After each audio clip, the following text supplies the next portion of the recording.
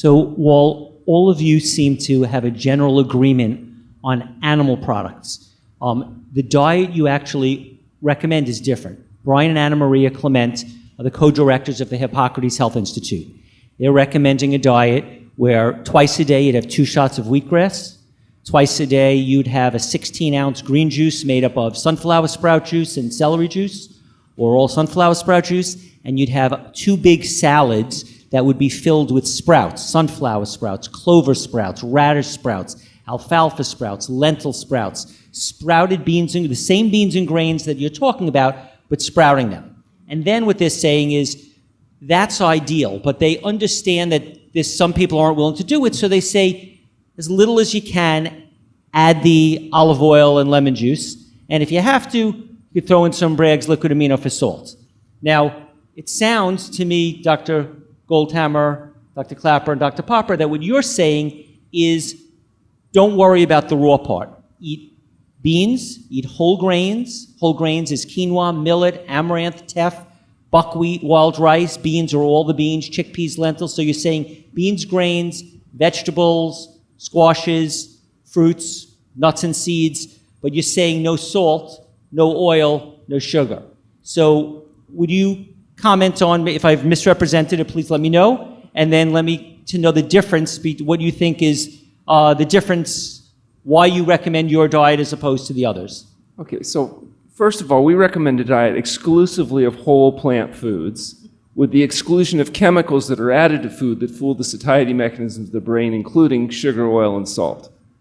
The diets that we recommend obviously have to vary a little bit individual to individual, but generally they're calorically sufficient, with about 70% of calories coming from plant-based carbohydrates and about 10 to 12% of calories from protein, about 15 to 18% of calories from fat. So this would mean is you'd basically get people to eat as much raw vegetable material, steamed vegetable material, appropriate amounts of fruit, up to an ounce of nuts or seeds a day. And if people eat enough of those plant-based foods, there's really not that much room left for anything else. And that's really the key to it, is getting people to eat enough of the salad and steamed vegetables so that they reach satiety, get their nutrient needs met, and avoid the dietary excess that makes people fat, sick, and miserable in our society. Well, that was a dramatic ending.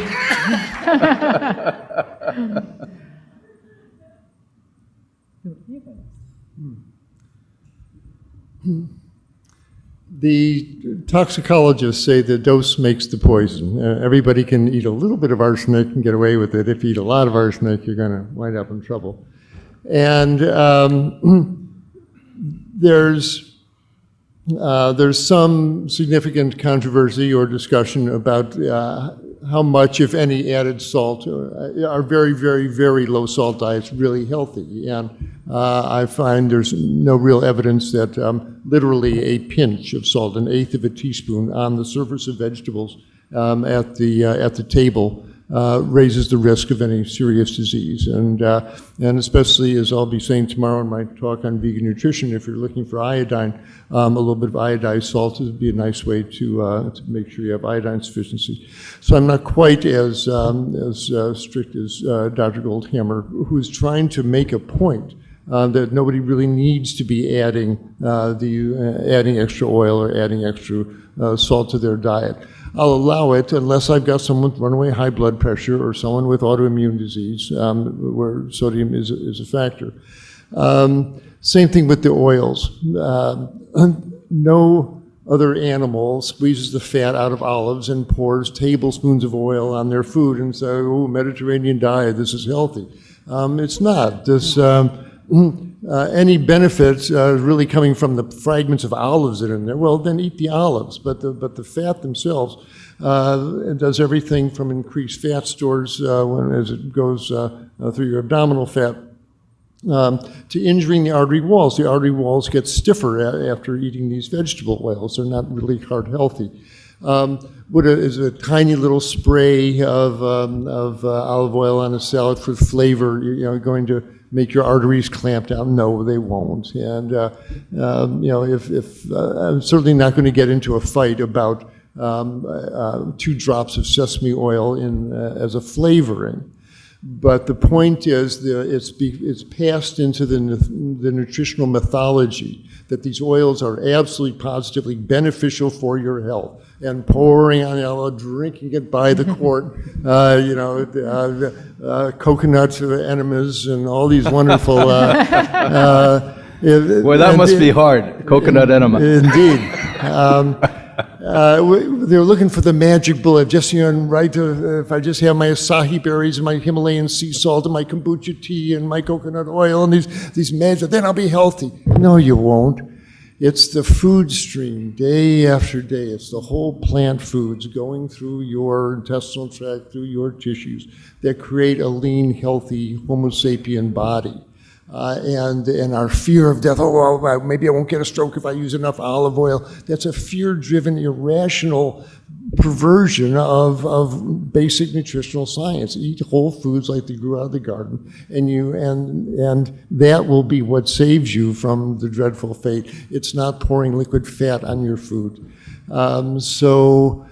Salt and sugar, have some date chunks in your oatmeal, but you don't want to be eating sugar as a food. You don't want to be eating coffee, cakes, and donuts as eating sugar as a food. And it sticks to your proteins, it glycosylates your enzymes. It really hurts you to be eating these large amounts of sugar.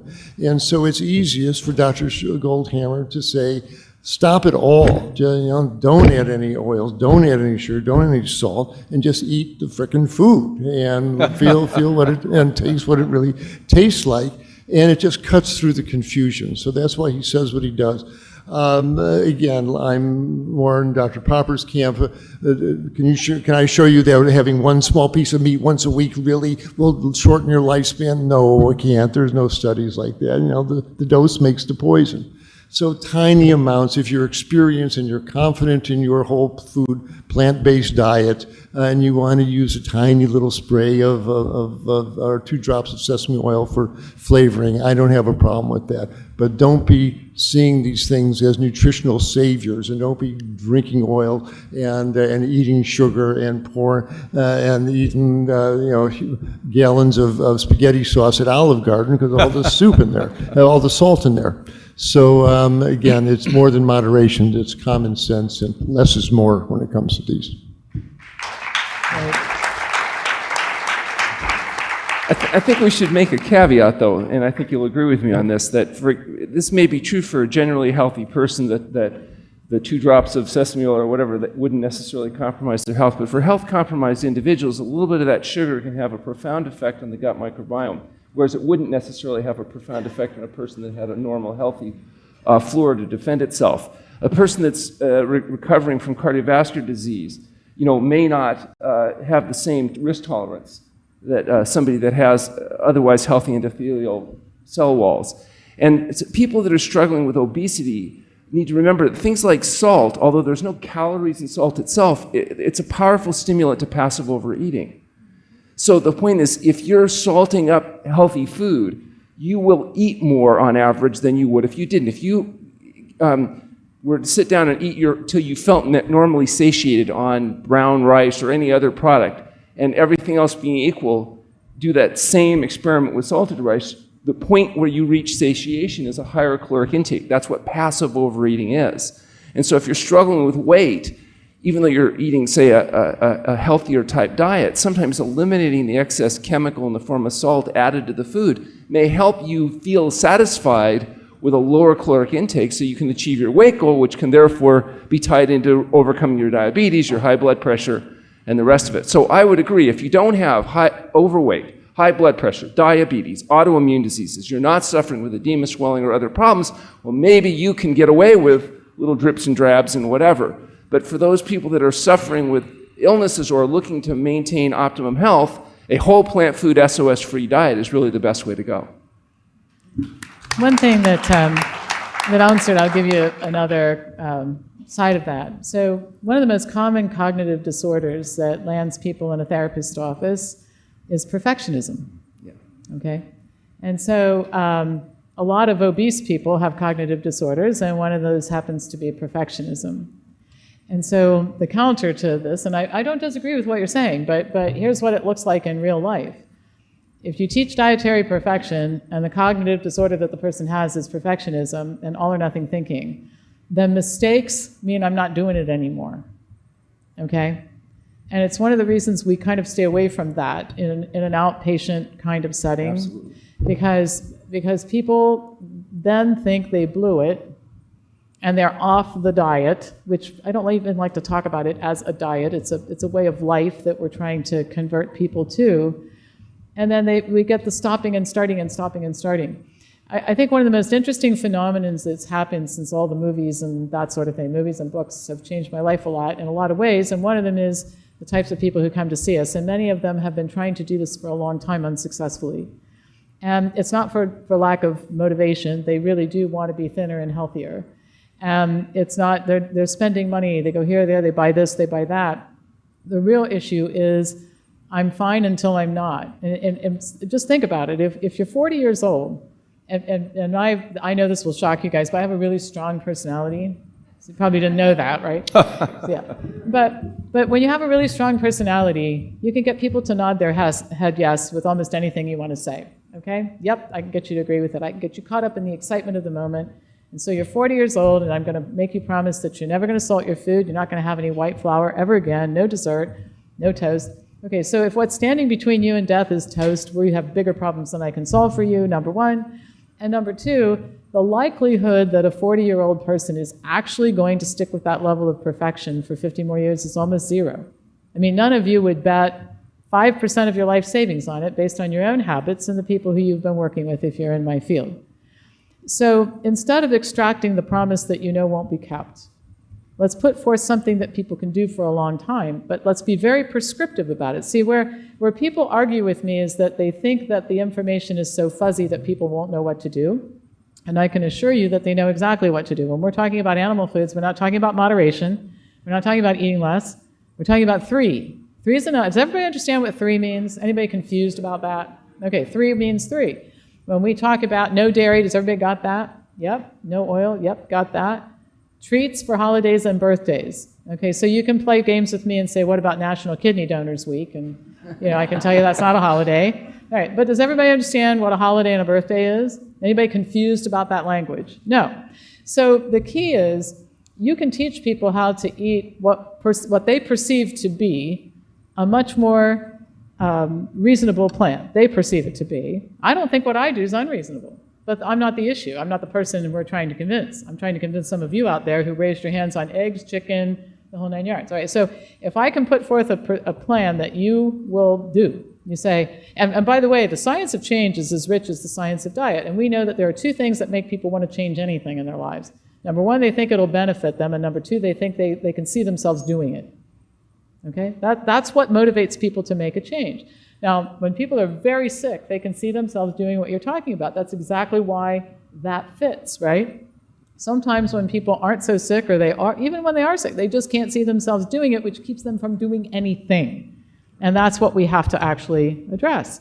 So you use prescriptive communication, and we should be doing that in everything we do. When you pick up a prescription from the pharmacy, they don't say, here's some pills, take some, not too many, right? They say, take 1 with food twice per day. It's on the label. So if we use that type of language as we talk to people about their diets, I think we can be specific enough. My experience has been that we can be specific enough to keep them out of trouble. So people will say, so when can I have cake? Well, today's Saturday, yes? Is it your birthday? Nope. Is it a holiday? Nope. Is it a great day to be alive? Absolutely every day. But that's not a reason to eat cake. So today we're going to eat salads and rice and beans and steamed vegetables and squash and potatoes, and we're going to wait for a holiday. And people understand that language. So it's interesting to note that I agree with you. In our book, The Pleasure Trap, we talk about the battle between the pleasure trap and the ego trap. The idea that the pleasure trap, a little bit can lead to more, and it's a problem. The ego trap is if you can't be perfect, don't do it at all. Mm-hmm. And that's kind of the proverbial battle that's going on for people. So I completely agree with you. But it's interesting to note that even prescriptive advice, for example, less than 50% compliance with medical prescriptions. Right. So doctors can't even get people to take the 1 pill twice a day half of the time. So prescriptive advice is better than nothing, but it's also not necessarily overwhelmingly successful. The bottom line is we're dealing with a really, really difficult problem, and a lot of the variance is going to turn out to be personality. If you look at the big 5 personality types that are very difficult to modulate, they're inborn, one of them is conscientiousness. So some people are just naturally more conscientious than others, and it turns out conscientiousness may predict better than many other things how successful you're going to be on a program of any kind. So if you happen to naturally be a very conscientious person, you may find you're going to be much more successful. Now, that doesn't mean because you're not naturally conscientious that you can't be successful, but you're going to have to work a whole lot harder than a person that is, and that's why we tend to find that people motivated to work really hard at this tend to be motivated by pain, debility, and fear of death. And I agree with you on the prescription, but one important point of difference is the reason for noncompliance on medication is usually side effects that are intolerable. And I don't find that people find that rice and broccoli are intolerable. So you don't necessarily have that, that same thing going on. So we have a very sinful condiment table with olive oil, hemp oil, and Bragg, so now I'm going to show you. And we have cayenne pepper, and we have fresh garlic to press, and we have ginger, and we have seaweed salts with nori salts and dulse. A lot of our guests come, and they're in transition. But every guest have a private consultation, and that's when we tell them, this is what we prefer that you do. And then it's up to them to do that. When you eat 100% raw, plant-based, sprouted, and very much sprouted diet, you have a lot of essential fatty acid. To be able to digest fats and to make good omega-3, because that is your base. A lot of you might have heard, omega-3 doesn't come from plant-based oils and food.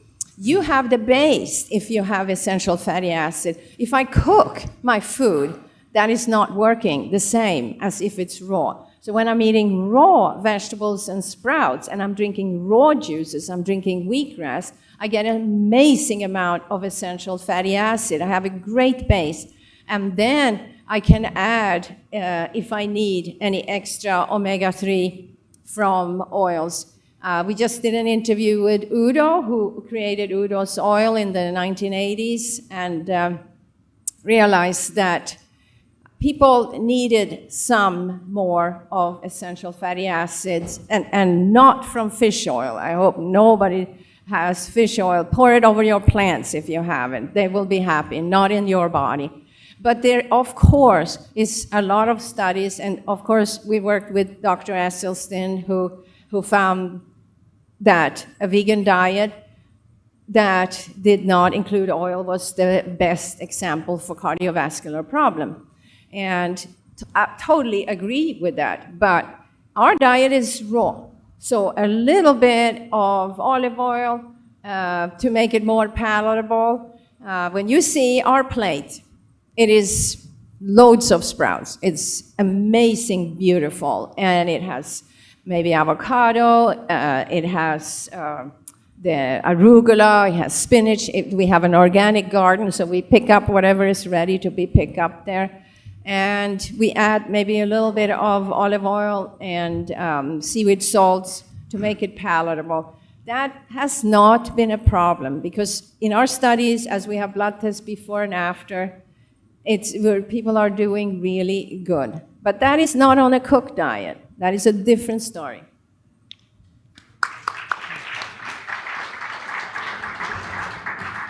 So I'll speak about 2 subjects, the conversation that you were having. What I choose to do is to write books for the general public that has the science to back the statements in the book. So those of you that are consuming dairy food, I wrote a book called Dairy Deception. You may be interested in reading that. So the education is what changed me. I love dairy food. I love the worst dairy food in the world. I mean, I gave up meat in a day, although I loved meat, but boy, it took me 3 years to give up dairy. You know, I'd come out of the closet with white lips, and they'd say, "We didn't think you were eating dairy." I said, "Well, I kissed the paint." So it was a hard one for me to give up. Those of you that like fish, I wrote a book called Killer Fish, so you must know what that's about. And so you may want to read how when a fish is exhumed from its environment, the water, within 20 to 30 minutes, all the fats in it become rancid. And what Anna Maria just said is true, that where fish happen to get their omega oils is from algae, a plant. So just like you don't need a cow to get your protein, you don't need a fish to get the omega oil. You go right to the algae. This is why we get up every day, we take 5, as we did here in this hotel this morning, and for many reasons not to get into that. Poison poultry, I presented here last year. You may want to see it on the internet. It was most popular, one of the most popular on The Real Truth About Health. I exposed that eggs, 90%, half were called organic, of over 1 million eggs, had Salmonella or E. coli on them. You don't have to cook them, you just have to touch them to eat them. And all of the data is there, all the information, all of the science. If you're an egghead, as I said, if you like that type of thing. But if you're the general public, you're going to read these things, and I'm going to give passionate stories to you, so possibly you can make a decision as why these may not be good to you. To go back to your question, Stephen, you differentiated our colleagues here from Anna Maria and I, because we are proponents of a raw diet. I don't think anyone here would argue that as much raw food as you can eat is good for you. As you know, when people are in the conquest of disease, we think it's essential that they eat 100% raw diet. But once you're well, as Anna Maria and I are, we eat a small amount of cooked food, and it's not a mortal sin to do that, and this isn't a religion. And so if you can say, look, I'm fighting stage 4 cancer, and I'm going to go on the systematic fast, and I'm going to drink these juices that have shocking high amounts of medicine called phytochemicals in it. But I know in a year or 2 years or 3 years down the road, I can be consuming baked squash, which is one of my favorites, by the way, or, peas. I used to hate peas as a kid because they made me eat them. Now I love peas this way. That's great, rather than say, you've got to join the monastery and you'll never come out and you're a bad girl or boy. So you have a little fun. We bring rock bands in so people who are fighting cancer can dance in the process of doing this. So I think everyone is saying the same thing here. There's nuances. I know my personality, and I think what we haven't discussed yet is know who you are. I know that when Brian would buy cookies and I'd open the package, Brian ate the entire package of cookies. Do you follow me? So if you know that you're that person, don't kiss the cookie. So what Pam is basically saying, I agree with, unless you're my kind of personality, which, by the way, let's be honest with you. Let's be really honest. Nobody's watching. The world's not watching. How many of you in here know that that's your personality? Raise your hand. We totally agree with what you said. I wrote a book called Sweet Disease. Every chapter is a different disease, and I tell you the science of how sugar, including fruit sugar, contributes to that disease. Our colleague, who's I consider the most brilliant man alive today on cancer, gave his dissertation today, and he'll show you why that is. He's a science guy, we're sort of practicing medicine in some way. And he'll show you why sugar, including fruit sugar, can be damaging when you're sick especially. So the fact of the matter is, I don't eat fruit. I don't eat any sugar, because I know when I buy a mango and it was good, I'd eat 6 mangoes. How many of you would do that? Raise your hand. So a little bit of meat may be okay for a handful of you, but 70% of you in this room at this point basically said, if you eat a little meat, you're going to eat the entire 5-pound steak. If you're going to eat an egg, you're going to eat the dozen eggs. If you're going to eat cheese, you're going to eat 2 pounds of cheese. Do you follow me? So maybe you want to avoid it at that point. So I'd say, instead of eating the cookies, try eating the package. Yeah, that's right. Just I should have done that. Make sure they use vegan ink, Or instead of bringing the cookies into your house, buy 2 cookies and eat them. Or have 2 cookies at the party and don't take any home. Because I will tell you, if I had this stuff in my house, I'd eat it too. one thing we do know about change is willpower has nothing to do with change. It's setting up your environment to be right for change. So if I was standing in the kitchen, I finish teaching at 11 o'clock at night most nights of the week, and if I'm standing in the kitchen saying, well, I've got mangoes or bananas or blueberries or soy ice cream or cookies. I mean, seriously, soy ice cream and cookies will win out, and I know better. All right, so I totally understand, but I don't have that stuff in my house. And so when I have a piece of cake, I have a piece of cake. And I'll tell you something, when people bring stuff to my house, my neighbors think I am fabulous, and I'll tell you why. I pack up all the stuff that I can't have in my house. I give it to them. They go, you're so nice. I know, I really am a generous person. Take this food. You know? Are you that mean to the people you love? They love it, and it keeps me out of trouble. And we don't have stuff at the office. We don't even let our people bring in anything. And I'll tell you another trick that I'll do sometimes. I love pretzels. I do. And so when I buy pretzels, I buy a bag of pretzels. I take them to the office. I got 14,000 square foot building full of people. I have 6 pretzels. The rest of them are gone in 4 nanoseconds. Okay, safe pretzel eating. All right, so I think you do have to know your personality. I agree with that. Anna Marie and I, when we go to health stores, we look at all the new products, and there's a new pretzel made out of cauliflower. That's the one. I'm going to send you a gift. Yeah. Michael, when he had a private practice, he used to give candy to his patients.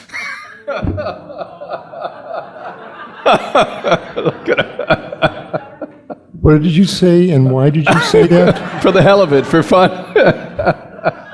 That was not a true statement. No, not at all. He would be the opposite.